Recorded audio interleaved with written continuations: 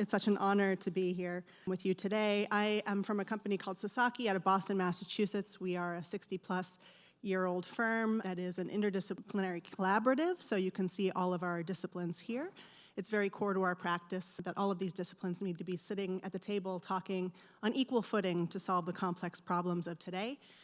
We're a practice of about 300 people located in Boston, Massachusetts, as I said, and though I've lived my entire life in Boston, I just would be remiss not to acknowledge my grandfather, Day Ford, who ran the Ford Fence Company here his whole life in San Antonio, and my father, Tim Ford, who was born at the Knicks, which I presume everybody in San Antonio was born at the Knicks, people are nodding, and lived at the corner of Blanco and Hermine for his young childhood. So I feel like I've reconnected with my cultural heritage being here, and I'm really grateful for that.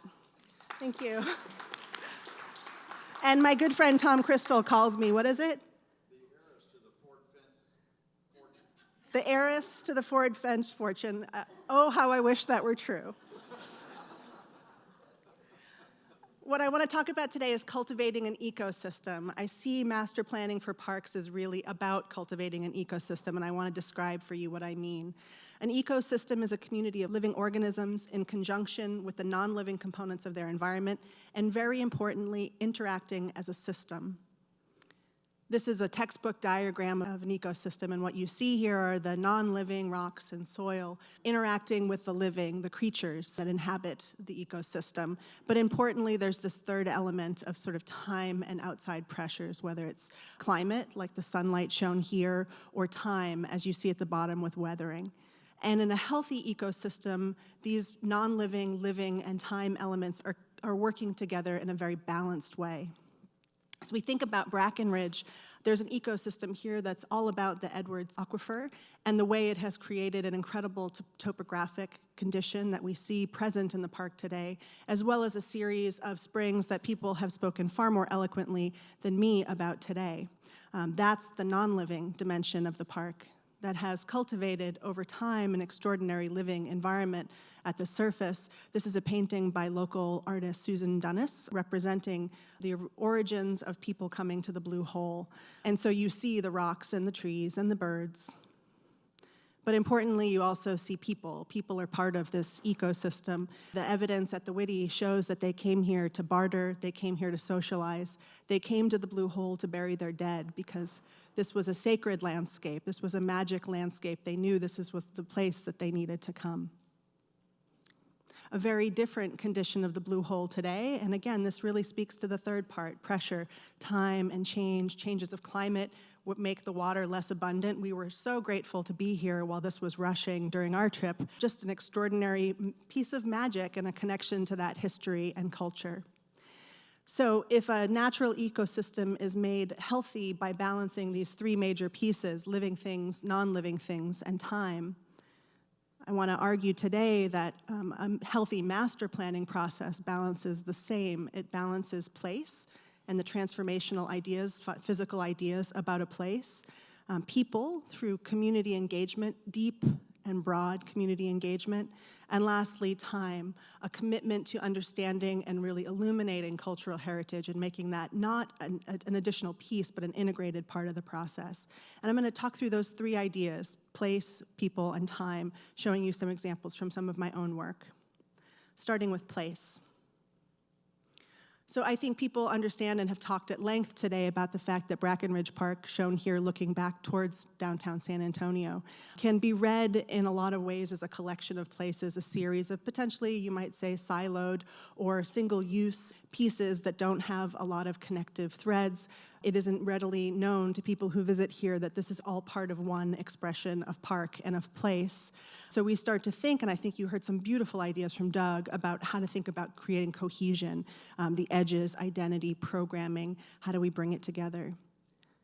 One very obvious way to me as a waterfront designer, a lot of my practices in waterfront design, is the river, which runs through the park, and its floodplain and all of the water infrastructure that has been built over time has created a network of cohesion that isn't visible and isn't functioning today, and I think we heard about that a lot this morning. There's aspirations for that to be true. The river is a place of pleasure, and we've heard about this too. People have bathed here, they come here to recreate, they come here to pleasure drive, to make out, we know. They come here to paddle, they come here to train, these beautiful older images. They come here to experience a closeness with this resource that they can't get anywhere else. These images, as I think they do to me, I hope they do to you too, make me tingle with excitement about that experience, that human experience. And today, the river is very much still present in the park, but I think in lots of ways it lacks that kind of, those opportunities for engagement, or they aren't as rich as they could be. And certainly in the center core, the public part of the project, the river is visible and accessible, but you don't perceive it as a connected thread that runs through the entire park. And I think that's an amazing opportunity for you as you move forward. I've been working for the last decade on the Chicago River, the Chicago River Walk project. I want to talk about how you can make a connected riverfront also a place, and also a place for people to connect with the river, even in the most urban of conditions, while still respecting cultural heritage. This is Burnham's drawing, Daniel Burnham's 1909 drawing of the riverfront, which shows this double-decker city traffic at the top, buried traffic below, and civic layer down at the waterfront. His vision was always about this continuous civic promenade at the water's edge. Fast forward to our times, this is what the site looked like when I got involved in the project, as I said, 9 years ago now. You're looking at the left-hand side of the image was my project boundary, 6 blocks of river. The way that the river's edge had been constructed was a kind of platform down at the lower river's edge, but no connection between the spaces, so there was no way to move along the river. You had to come up and down at each block, and you were also high up above the river, so you couldn't really engage with it. No one went there. It was sort of a bleak space.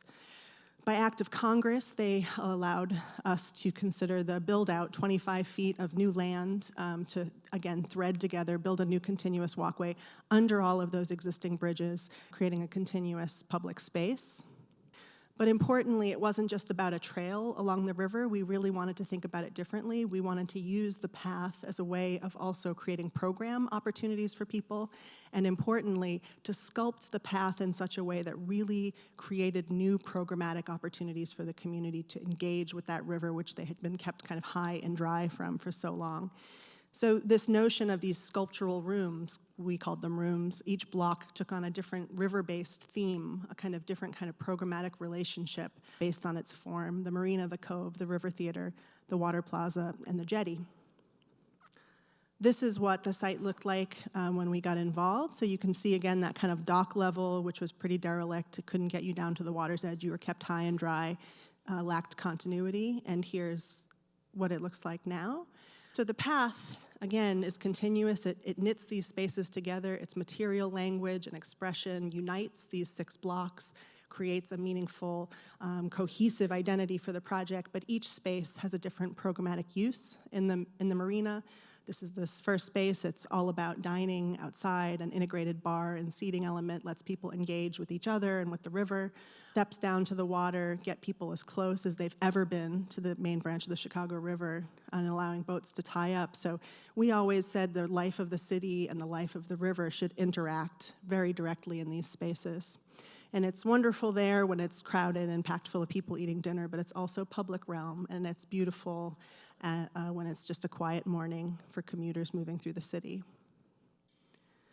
The cove is the second space. This was designed around the growing recreational use of the river. People think of the Chicago River as an industrial conduit, but you see more and more people in kayaks. We did a rendering, and Arc Daily made fun of us for having too many kayakers. They said, there's not that many kayakers on the Chicago River.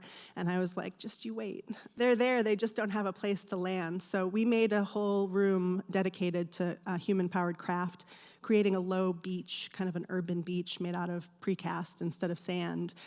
But it's a place where people can just pull right up in their kayak, get out, get an ice cream, use the restroom. These are very civilized enticements for those who want to recreationally enjoy their river. Our partner, architect Carol Ross Barney, Architecture in Chicago, a kind of titan of architecture there, designed this space, the River Theater. She imagined that the upper Wacker sidewalk would fold down to meet the river, creating this incredible staircase. And threaded through it is this ADA ramp, which gets you the 22 feet of vertical change from the upper level to the lower level at a relatively low grade. Also by Carol, the Water Plaza, a space of water interaction where both the folks who walk along the river can touch the water, which spills down the face of this kind of granite plinth, but also where children can interact and play with the water. It was really important to the team that the Chicago River is not something you should touch, ever. The dream is that someday you will be able to touch it, but to give people the experience of touching water by the water was really critical to the team. And then lastly, my favorite, this is the jetty. We wanted to make a place that was all about environmental education, connecting people to the natural heritage of this river. We created a place of pier and platform that enables people to get out, to view the river, to be out on the river, to fish. And we designed a whole series of floating wetlands and actually fish infrastructure. There's stuff clung to the bottom of these structures that enables more fish to perch and hide there. So it's about revealing the cycle of wetland planting, aquatic habitat, fishing as recreation. So people come here, and we were thrilled. As you can imagine, the first weekend it was open, we had this group of young folks come and fish as we designed it to be used, which was lovely. This is not cheap work. This was $100 million of construction over 2 phases. The first phase was a little over $42 million. The second was just finished this fall, $52.5 million. This was funded by a $100 million federal loan program. The project has to pay back all $100 million in revenues generated by the project over the next 35 years. That's a lot of money. And we had to make the case as part of our work, the economic case for this. And part of the way you can justify that kind of burden to the city is, one, they get this incredible river walk out of it and can connect the community in meaningful ways. But two, we benchmarked other linear park systems, city park systems, and look at the visitation, and we can make an economic case about the kinds of tourism revenue generated and the kinds of revenue that we could generate in the project. So you see Chicago right in the middle of this very amazing range of visitation numbers we could find. And so here's the bar, the view from the bar. Yeah. Anyway, this is showing the revenues generated by the project over the course of its last 7 years. And you can see that since the project opened around mid-2015, we've seen revenues from the project skyrocket. They've in fact exceeded all of the benchmarks that we had established this past year. Revenues by this part of the river were $8.5 million. So we're well on track to pay back the loan, and we're in the first few years, so we're still learning and adapting this landscape to those demands. Secondly, importantly, is the people. We started cataloging all of the stakeholders that you would need to engage in a process as aspirational as I think Brackenridge deserves, and it's an extraordinary array of stakeholders, and it can be incredibly overwhelming to think about. I know you can't read these names because I can't read them either, and I apologize for that, but I'll break it down for you. So first, there's the park partners. These are the people that actually have a physical stake in the park. These are people that have a very strong seat at the table because they are stewards of this landscape and programming collaborators. Secondly are the neighbors, the people that abut the park and really have a kind of that sort of edge relationship are really critical to bring to the table, and that expands outward. Third, this is an incredible opportunity for the city, so you really have to think about citywide engagement. It's not just about the people in the neighborhoods that surround the park, but the entire city. And we would argue more. We would argue that this is significant to the state, it's significant to the nation, and what you could do here could become a model for parks of this size for the nation and, frankly, internationally. I think you've heard a lot about that today. So I wanted to kind of take away the dauntingness of those kinds of breadth, that kind of breadth of outreach by talking about a project we just completed in Denver called the Highline Canal. This had the most extraordinary outreach that I've been part of in recent years. The Highline Canal was a piece of irrigation infrastructure, a ditch really, that was dug from the foothills of the Rocky Mountains all the way through the city to the prairie. It was foundational to the city. It was how water was delivered and how the city came to be. This drawing on the left shows you the Highline Canal. It drops an inch every mile, so incredibly shallow, delivering water 71 miles from the foothills all the way to nearly the Denver airport. If you've ever been there, it's an extraordinary reach. It no longer is an efficient way to deliver irrigation water, so it's basically a defunct piece of architecture, infrastructure that's become an ecosystem. Trees have grown up here in the prairie. It's an incredible resource that no longer has a utility function. But recreationally, people use the kind of towpath as a trail, and it's become one of the most popular places to the people who live near it to recreate. As I said, it connects an extraordinary array of people and places, diverse ecosystems, 11 different jurisdictions, many diverse communities. Denver's growing rapidly and diversifying as it grows. And we were asked to help generate a community-driven vision for the future of this very complex landscape. And we had 6 months to do it, and we did it over a summer of outreach. Here's some of the numbers associated with that outreach. We had 1,200 attendees at 12 major public forums. We had 70 community events. We had online surveys, 2 different versions. We had focus groups with all different types of people who had some affiliation, whether ecological, educational, recreational. We engaged youth, we engaged community leaders, we talked to city staff in all of the different jurisdictions, and we did 30 informational presentations in the course of that 6 months. Importantly, we didn't talk about this as a master plan, because I think to most people, they don't really know what that means, or I think for some people it means there's an eye in the sky and it's directing the rest of the work, and I think that's a really unfair way to think about what we do. What we're really doing in the most ideal world is channeling community need into a vision that can be implemented over time as a much more flexible framework. But anyway, we didn't want to call it a master plan. Instead, we described this visioning process as the co-writing of a story about the future of the canal.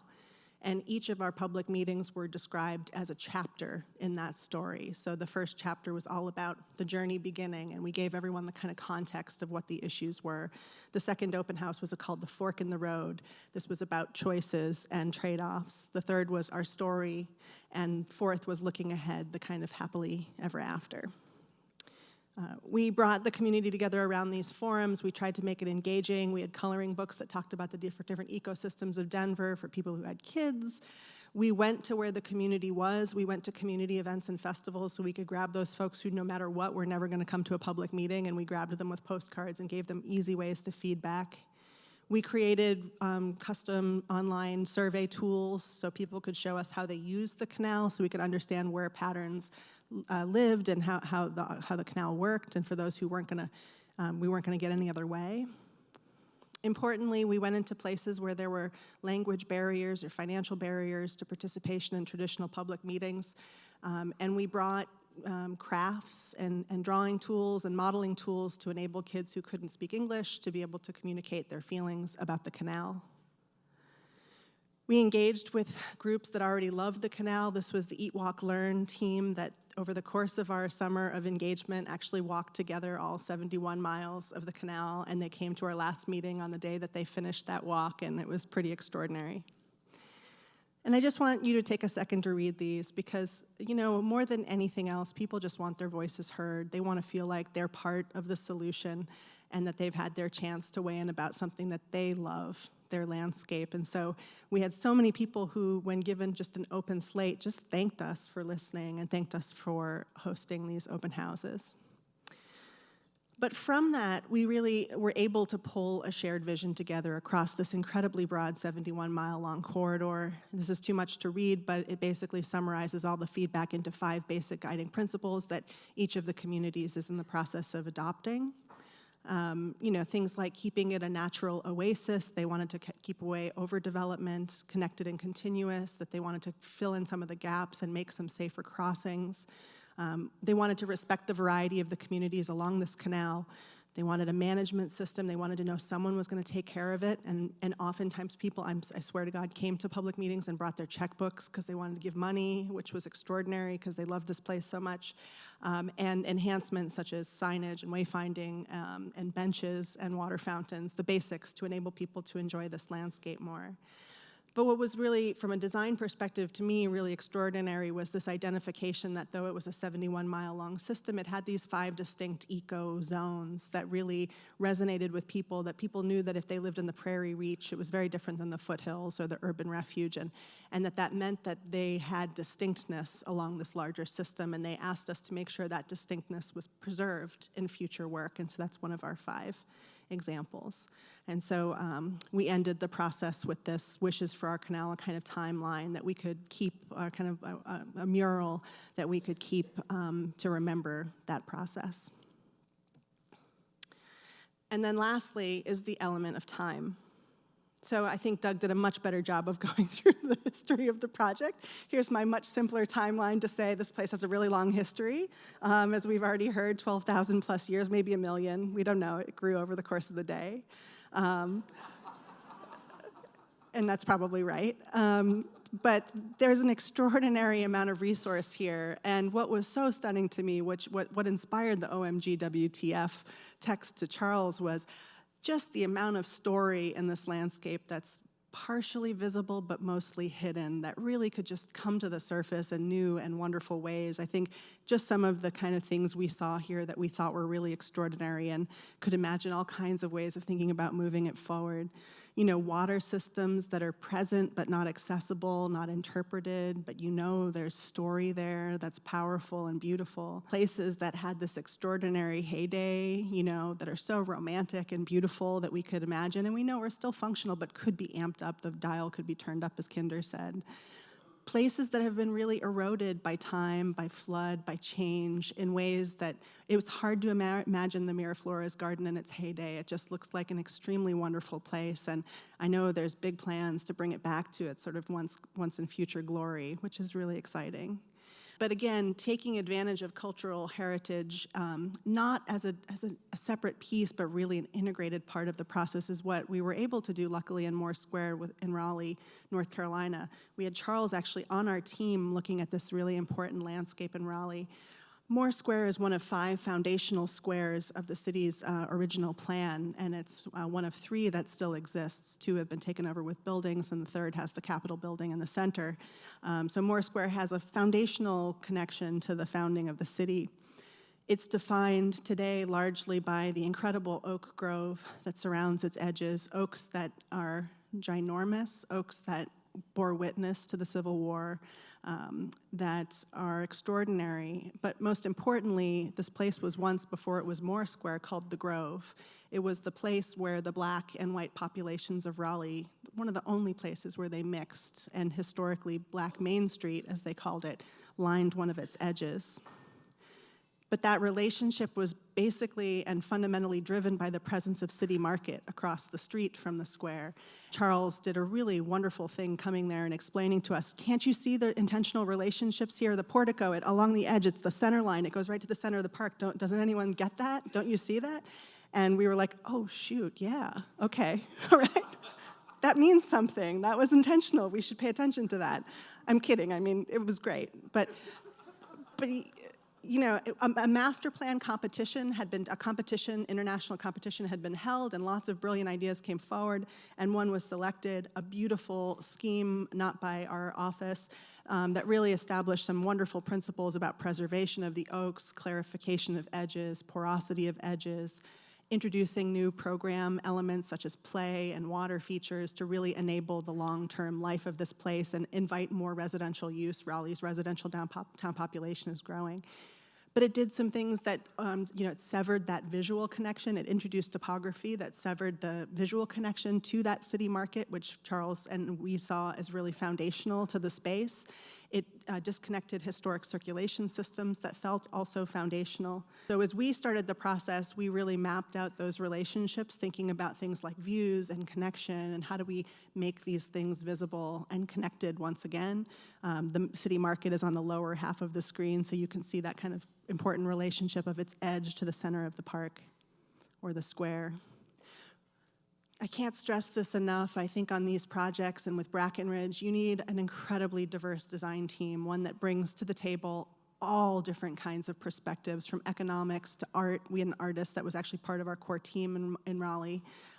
We had a local historian. We had Charles for cultural heritage at a national scale, architects, ecologists, someone studying soils, someone who's a tree expert.